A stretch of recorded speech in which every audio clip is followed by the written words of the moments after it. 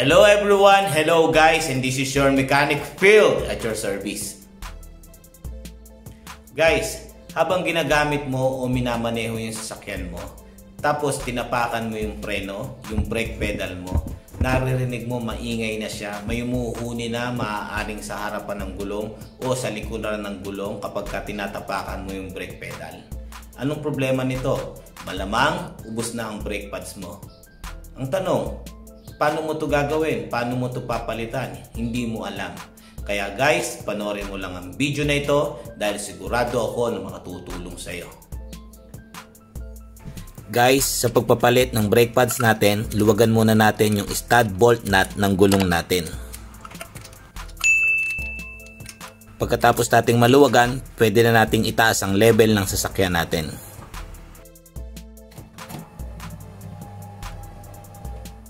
Pagkataas guys, pwede na nating tanggalin ang gulong.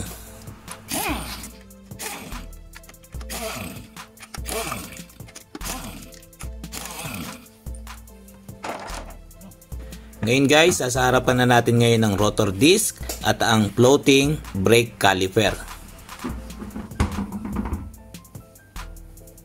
Guys, sa pagpapalit ng brake pads, tanggalin natin yung lower mounting caliper bolts.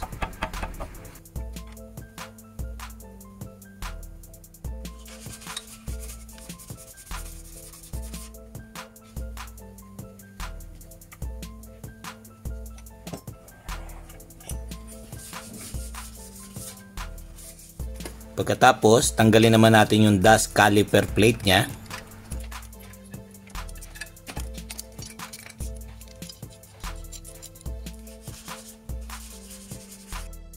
Pagkatapos, hatakin natin pataas yung caliper.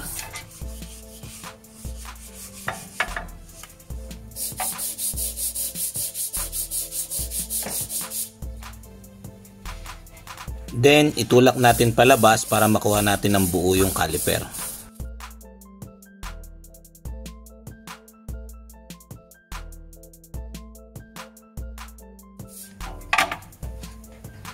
Okay guys, pagkatanggal natin, pwede na natin tanggalin yung lumang brake pads.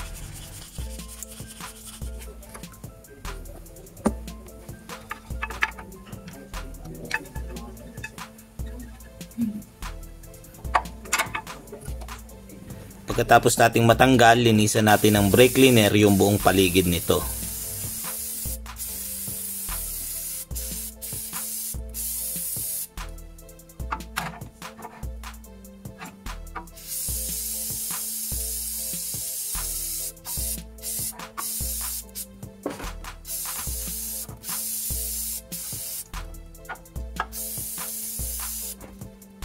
Pagkalinis natin, pwede na nating ikabit yung bagong brake pads. At sa pagkakabit ng bagong brake pads, lagyan natin ng high temperature grease yung likod ng brake pad at saka yung gilid nito.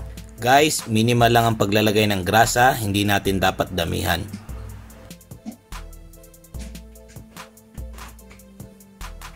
Pagkalagay natin ng grasa, ikabit na natin yung brake pads.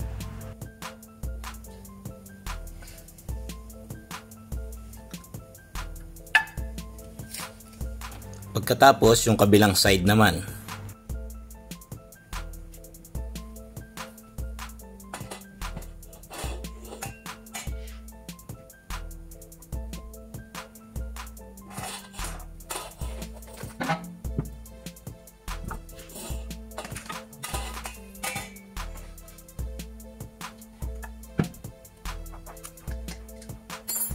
After natin maikabit yung brake pads, gumamit naman tayo ng special tools o ng C-clamp para maitulak natin papasok yung piston ng caliper.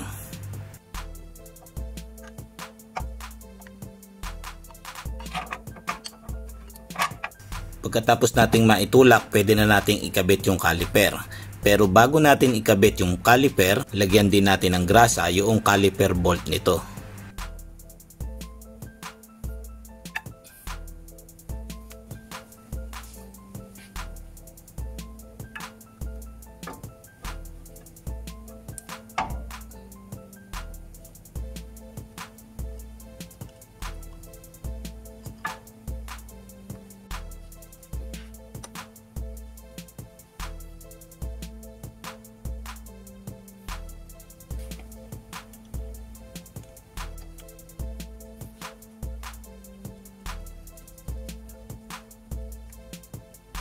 Pagkatapos nating maikabit yung caliper, huwag nating kalimutan na hindi higpitan yung caliper bolt. Pagkatapos natin mahigpitan, ibalik na rin natin yung plate cover ng caliper.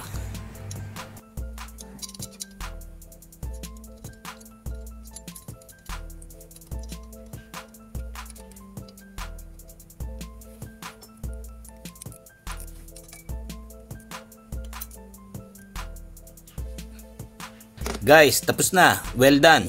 Marunong na tayong magpalit ng brake pads. Pwede na rin nating ibalik ang gulong.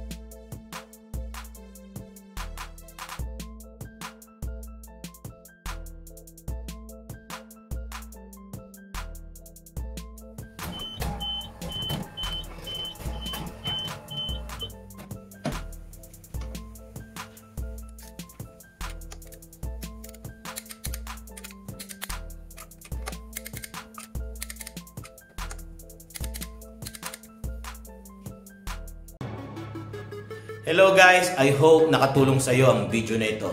At kung nakatulong sa iyo ang video na ito, please don't forget to subscribe my channel, paki-click mo na rin ang notification, paki-like mo na rin ang video para updated ka pa sa mga bagong next video na gagawin ko. Thank you for watching. See you next time. God bless.